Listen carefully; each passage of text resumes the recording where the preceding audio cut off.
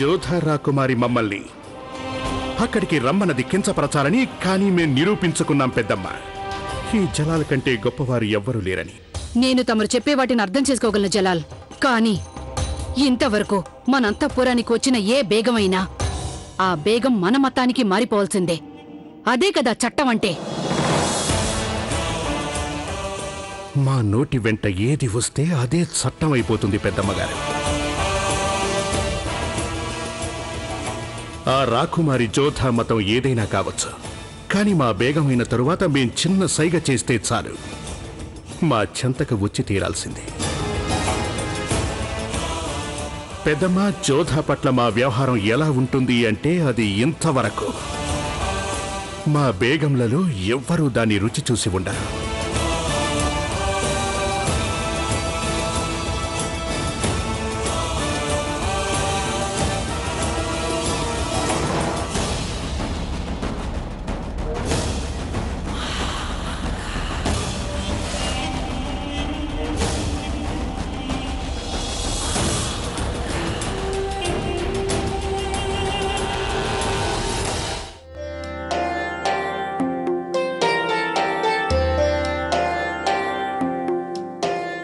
పిండి వంటలు ఎలా ఉండాలంటే మగ పెళ్లివారు వేళ్లు నాక్కోవాలి. అలాగే ఏ వంట చేసినా అందులో నెయ్యి తగ్గకూడదు. ఇది మన జోధా పెళ్లి కదా.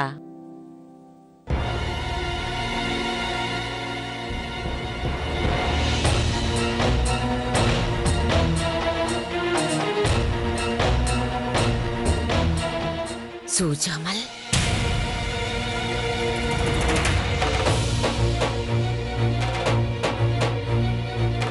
నాతో పాటు కొంచెం వెళ్ళారా?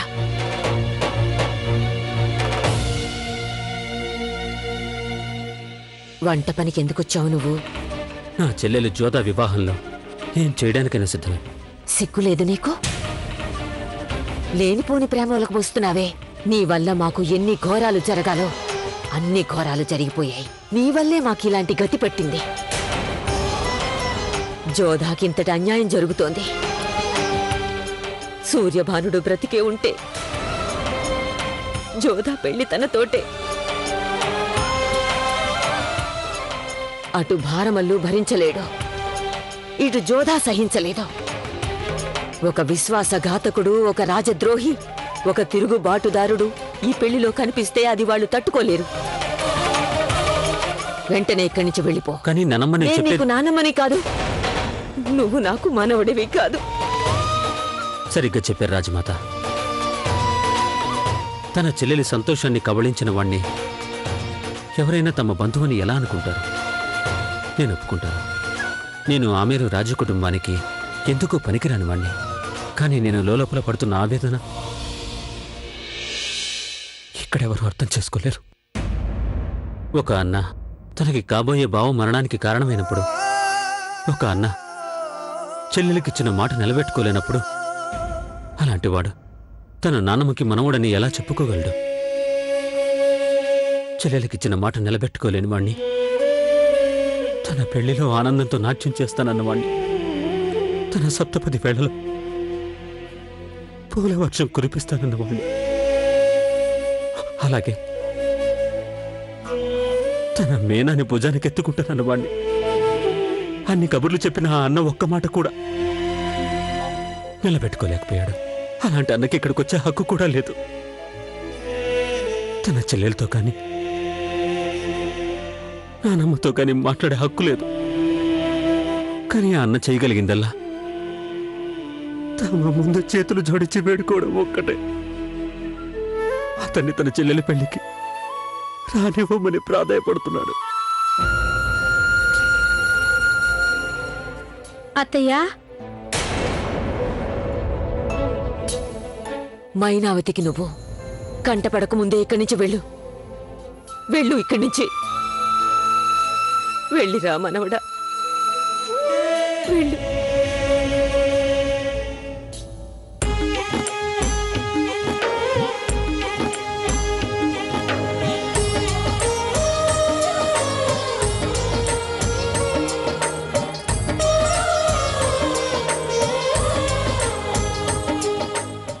అక్కయ్య, నాకు తెలుసు మన పెళ్లి ఎలా ఉండాలని నువ్వు గాని నేను గాని కన్న కలలకి పూర్తిగా విరుద్ధం ఈ పెళ్లి. పెళ్లి ఇలా జరగాలని నువ్వెన్నడూ ఊహించుండవు. నిన్ను సంతోషంలో ముంచెత్తగల పెళ్లి కానే కాదిది. కాని అక్కయ్య, నీ చెల్లెలుగా నేను నీ పెదవులపైన చిరునవ్వు చూడ్డానికి శతవిధాలా ప్రయత్నిస్తాను. ఇలాంటి శుభ సందర్భంలో నీకు కలగవలసిన ఆనందాన్ని కలిగించడానికి ప్రయత్నిస్తుంది చెల్లెలు. అలాంటి ఆనందాన్ని అనుభవించే హక్కు నీకుంది. నీకు గుర్తుందా అక్క, చిన్నప్పుడు మనమిద్దరం బొమ్మల పెళ్లి చేసేవాళ్ళం గుర్తుందా?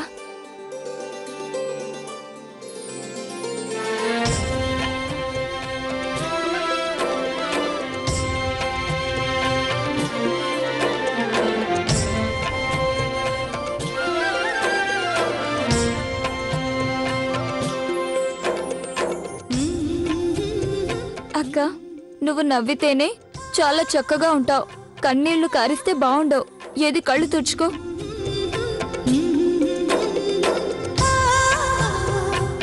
పెళ్లి గడియలు ఆడపిల్ల కళ్ళల్లో నీళ్లు ఆమెకు అందాన్ని ఇనుమడింపు చేస్తాయి. అర్థమైందా? ఆడండి, పాడండి, మీ అక్కయ్య పెళ్లి. బాగా చెప్పావు నానమ్మ.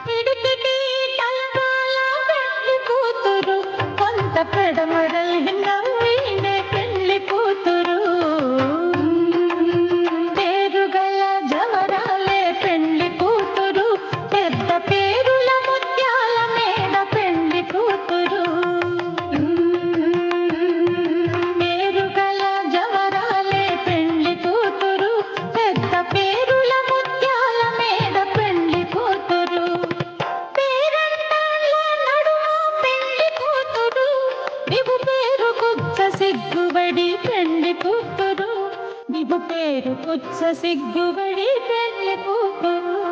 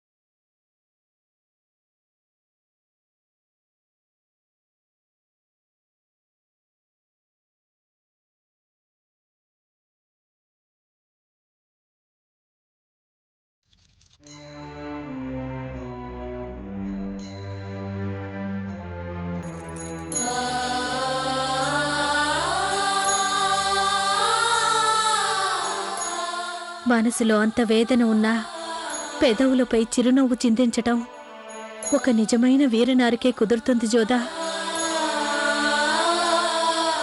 ఏ ఆడపిల్లైనా అత్తవారింటికి వెళ్తూ పుట్టింటి వారిని ఏడిపిస్తుంది. కానీ నువ్వు ఏడిపించి మాత్రమే కాదు, మా అందరినీ రుణగ్రస్తుల్ని చేసి వెళ్తున్నావు.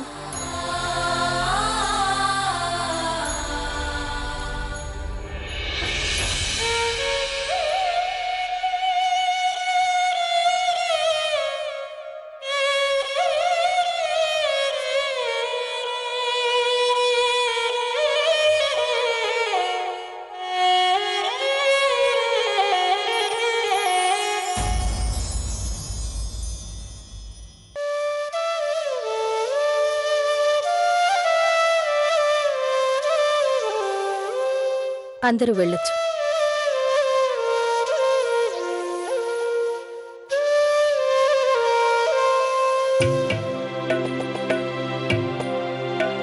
నువ్వేం కంగారు పడకు జోదా. సంతు, రేవా, దాసీలందరూ నీతో రాబోతున్నారు. ఇంకా ఇంకెవరైనా కావచ్చమ్మా, కాని నువ్వు రాలేవు కదా. నాన్నగారు, సుకన్య, శివాని, అన్నయ్య, నాన్నమ్మ కాని వీళ్ళెవరూ నాతో ఉండబోరు కదా. వీళ్ళెవరూ ఉండరని ఎవరు చెప్పారు? మేమందరం నీతోనే ఉంటాం కదా. ఇది చూసావా?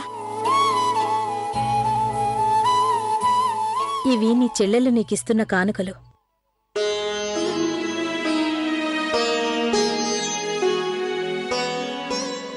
ఇవి నేనే వేసుకుంటాను. జోధా, ఈ గాజులు నేను నా కోసం ఎంచుకున్నాను. నేను పెద్దదాన్ని కదా, వీటి మీద ముందుగా నాకే హక్కుంది. గాజులు ఎంచుకున్నదేమో నేను, వాటిని జోధా తీసేసుకుంటుంది. తీసుకుంటే తీసుకొని. నీ గుర్తుగా ఈ గాజులు ఎప్పుడూ నా దగ్గరే ఉంటాయి.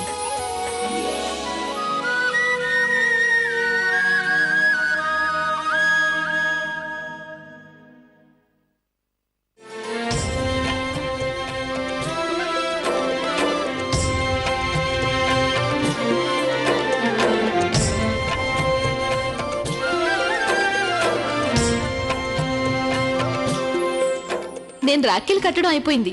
ఇక మీదే వంతు. నాకు కానుకలేమిస్తారో ఇవ్వండి. ఇది మా తరపున కానుక. చురకత్త, దీన్ని కానుక ఇస్తున్నారేంటన్నయ్య? ఇది ఎల్లప్పుడూ నిన్ను కాపాడుతుంది. ఇది నీకు రక్షాకవచంలా ఉంటుంది. ఇది మీ నాన్నమ్మిచ్చారు.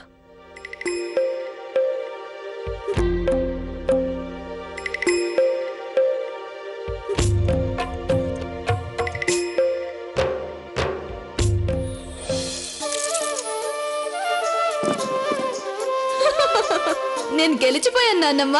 నేను నిన్ను ఓడించేశాగా. పందెం ప్రకారం ఇక ఈ గవ్వలన్నీ నాకే సొంతం. ఓరి దేవుడా, గవ్వలాటలో నిన్ను ఎవ్వరూ ఓడించలేరు. తీసుకో, ఇక ఈ గవ్వలన్నీ నీకే సొంతం. ఇక ఇది నీకు గుర్తే ఉండకపోవచ్చు జోదా. ఇది మీ నాన్నగారు నీ మొదటి పుట్టినరోజున ప్రత్యేకంగా చేయించారు.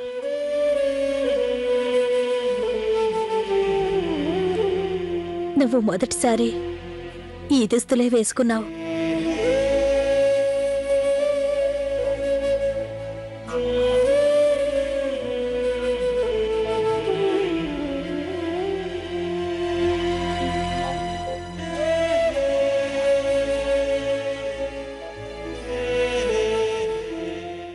మరి నువ్వేం ఇవ్వడం లేదా అమ్మా? నేనా?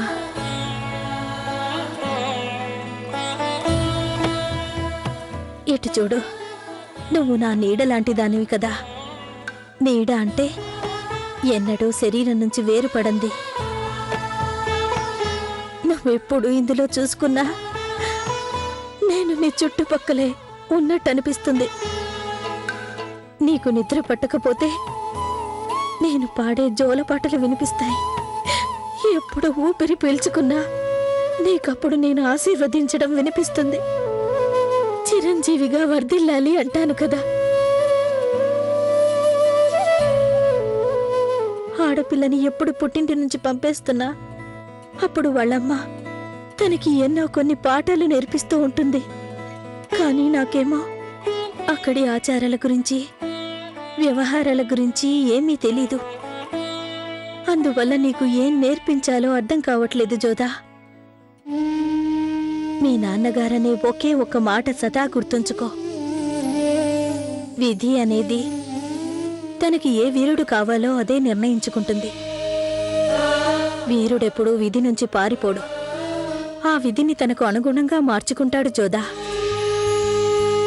నువ్వు కూడా ఆ విధి నిర్ణయానికి తల వంచాలి జోదా. కానీ దాన్ని నీకు అనుగుణంగా మార్చుకో. ఇక మీద నీ జీవితం అంతా సులభంగా ఉండదు జోదా. దాన్ని సార్థకం చేసుకోవడానికి కొందరు ధర్మాన్ని అనుసరిస్తారు. నీకు నీ కన్నయ్య కర్మ సిద్ధాంతాన్ని ప్రసాదించాడు. పరిపూర్ణ శ్రద్ధతో నువ్వు అత్తారింట్లో నీ కర్తవ్యాన్ని నిర్వర్తించు. ఎంత శ్రద్ధగా పుట్టింట్లో పాటించేదానివో అలాగే పాటిను. నా చిన్నారి తల్లి.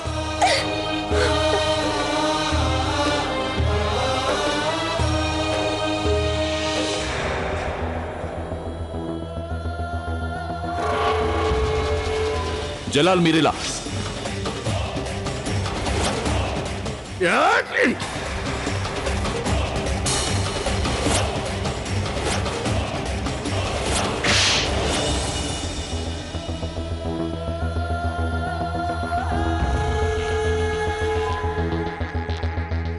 ఆనాటి అవమానానికి ప్రతీకారం నేను తీర్చుకొని తీరుతాను జలాల్. జనాబ్ ఆదం ఖాన్ గారికి అస్లాం ఖాన్ సలాములు. హుజూర్ ఎందుకో రమ్మన్నారట? ఒక ముఖ్యమైన పని చెయ్యాలి. చెప్పండి. ఎవరిని ఈ లోకం నుంచి పంపించేసేయాలి? నువ్వు జలాల్ని అంతమొందించాలి. ఏంటి? ఏం సెలవిచ్చారు హుజూర్? వారు షహన్షా కదా, ఏదో మామూలు సైనికుడు కాదు. అంతం చేయడం మాటాటుంచి వారిని సమీపించడం కూడా సాధ్యమైన పని కాదు. అదును అదే దొరకదు అస్లాం. దాన్ని మనమే సృష్టించుకోవాలి. ఆ పనికి నేను ఒక సరైన అదును ఆలోచించి ఉంచాను.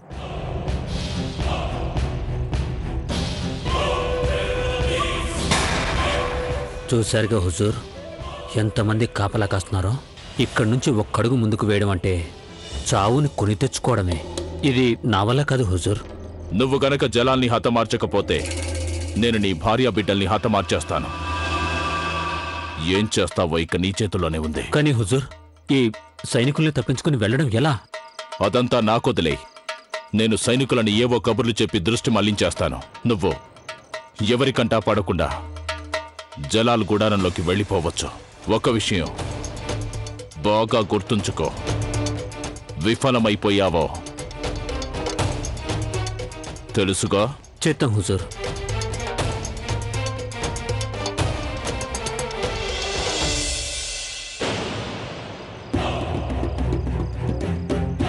ఏయ్, ఇలా రండి. అందరూ అప్రమత్తంగా ఉండండి. శత్రువు ఎప్పుడు దాడి చేస్తాడో ఎవ్వరూ చెప్పలేరు.